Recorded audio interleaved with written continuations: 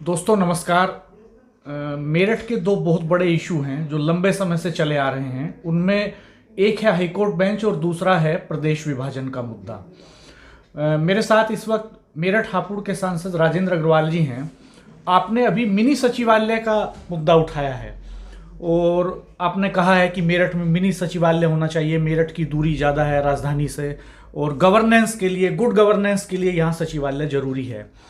तो किस तरह से आपका नज़रिया क्या है सर, इसके पीछे आपने ये जो बात रखी है इसकी इम्पोर्टेंस क्या है और आपकी सोच क्या है? देखिए, कारण तो यही है कि उत्तर प्रदेश बहुत बड़ा राज्य है। लगभग जो है 25 करोड़ की इस वक्त इसकी आबादी है और आकार में भी बड़ा है।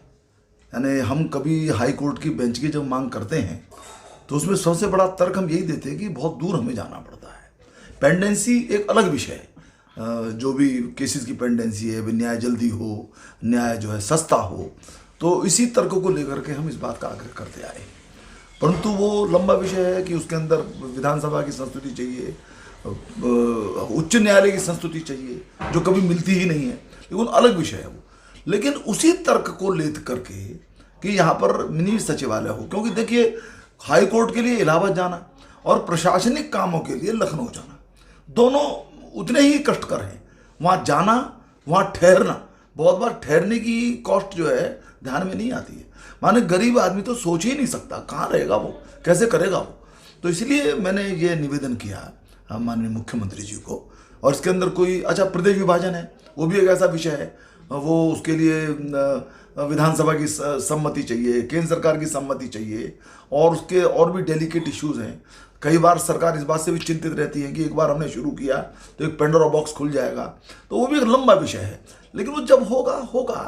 परंतु अभी हमको जो है यहाँ पर एक मिनी सचिवालय मिल जाए जिसमें अधिकांश काम ऐसे होते हैं जो उसके माध्यम से हल किए जा सकते हैं।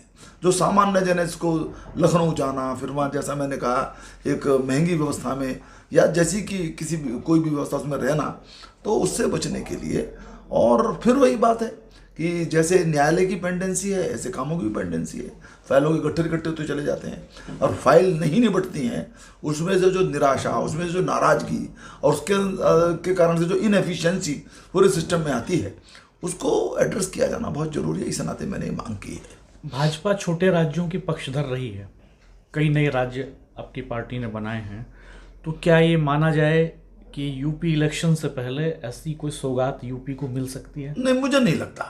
ये विषय बहुत पहले से चला आ रहा है, क्योंकि भाजपा निस्संदेह छोटे राज्यों की पक्षधर रही है। परंतु उत्तर प्रदेश के विषय में जो यहाँ अन्य दल भी हैं, उनकी अलग राय है। मुलायम सिंह जी का शुरू से कहना रहा है कि उत्तर प्रदेश एक ही रहना चाहिए, और वो उसके लिए ये भी कहते हैं कि उत्तर प्रदेश एक है तो जरा हमारा राष्ट्रीय राजनीति के अंदर एक दबदबा है, तो इस रूप में भी कहते हैं वो। लेकिन जो भी है, माने इसके ऊपर अभी एक राय नहीं है। अब जैसे बहुत सारी बात, कई बार पश्चिम उत्तर प्रदेश की बात होती है तो उसमें ये एनसीआर का बृहत्तर दिल्ली बना दी जाए, वो बड़ा कठिन काम है, क्योंकि बृहत्तर दिल्ली के अंदर हरियाणा भी आएगा, राजस्थान भी आएगा, दिल्ली इटसेल्फ आएगा ही, और उत्तर प्रदेश आएगा। और सामान्यतः दिल्ली के आसपास के सभी प्रदेशों के जो हिस्से हैं वो संपन्न हैं, राजधानी के निकट होने का कुछ लाभ उनको मिलता है। तो उन प्रदेशों की आय का वो बड़े साधन भी हैं। प्रदेश भी उनको छोड़ना नहीं चाहते हैं। ऐसे अनेक, मतलब ये सरल बात नहीं, जटिल बात है। लेकिन हम ये कहते हैं कि जब ये हो, अभी तो नहीं हो सकता। मुझे नहीं लगता है कि 2022 तक ये हो जाएगा, मुझे बिल्कुल भी नहीं लगता ऐसा होगा। आपको लगता है आपने जो डिमांड उठाई है वो मानी जाएगी? मानी जानी चाहिए, मैं पुश करूंगा। और मुझे ऐसा लगता है इसमें कोई बहुत कठिनाई नहीं है। वेस्टर्न यूपी के जो बाकी सांसद हैं, क्या उन्होंने भी ऐसी कोई बात उठाई है? नहीं, क्या अभी उनसे तो आपकी कोई बातचीत? अब मैं बात करूंगा। एक बार विषय गया है, क्योंकि अब देखिए जैसे यहाँ एडीजी को हमने बिठा रखा है, सरकार ने। एडीजी एक बड़े अधिकारी हैं, डीजी के बाद एडीजी हैं। तो ऐसे ही जो मुख्य सचिव के बाद एक अपर मुख्य सचिव यहाँ पर बैठ जाए, तो यहाँ की चीजों को देखते रहे। तो ये जैसे पुलिस प्रशासन में एक प्रकार का डिसेंट्रलाइजेशन है। तो मैं समझता हूँ कि मैं अभी बात करूंगा, विधायकों से भी बात करूंगा, अपने जो मान्य विधायकगण हैं और सांसद गणों से भी बात करूंगा। पर मुझे लगता है कि विषय उचित है और इस विषय को ऑन मेरिट स्वीकार किया जाना चाहिए। हाईकोर्ट बेंच का इशू आप लगातार उठाते रहे, आपने लोकसभा में कई बार इस पर सवाल डाले, मुझे याद है। वकीलों के बहुत बड़े बड़े डेमोन्स्ट्रेशन हुए हैं लगातार, तो हाईकोर्ट बेंच को लेके क्या आप सोचते हैं आप? देखिए, मैंने अभी जो बजट सेशन था उसमें भी इस विषय को उठाया था ये, और मेरा तर्क अब थोड़ा सा मैंने परिवर्तित किया। मैं केवल मेरिट की बात नहीं करता हूँ, मैं कुल मिलाकर के पेंडेंसी की बात करता हूँ। और मुझको लगता है कि वो जैसे बड़ी पुरानी कहावत है कि जस्टिस डिलेड जस्टिस डिनाइड, और उसके कारण से लॉ एंड ऑर्डर है सभी का पर असर होता है।